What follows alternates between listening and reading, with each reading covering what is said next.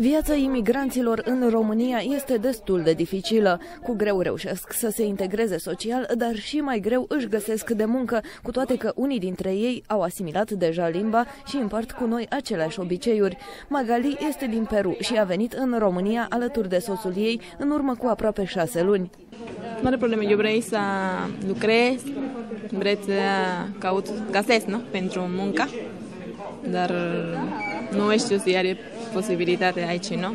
În ce domeniu? Eu studiez turism, vorbit engleză. Reprezentanții asociațiilor constanțene recunosc faptul că imigrarea este un proces care se desfășoară cu dificultate. În plus, întâi trebuie identificate nevoile persoanelor respective și abia apoi trebuie începute proiectele practice. Cazul ideal ar fi atunci când ai putea să ai un manager de caz pentru fiecare caz problematic de migrație. Nu poți să-ți permiți acest lucru acum. De multe ori migranții au probleme destul de încălcite.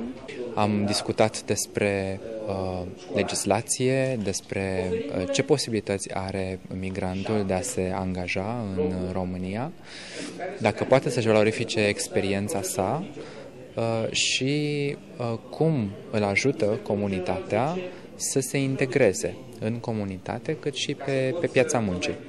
Obiectivul seminarului este dezvoltarea mecanismelor de consultare cu cetățenii străini din țările din afara Europei. În plus, se dorește implicarea societății civile și o mai mare deschidere către publicul larg. Proiectul, din care face parte și dezbaterea de joi, se desfășoară în localitățile Timișoara, Iași, Constanța, Cluj-Napoca și București și a fost inițiat de Institutul Intercultural Timișoara în parteneriat cu Organizația Femeilor Refugiate din România.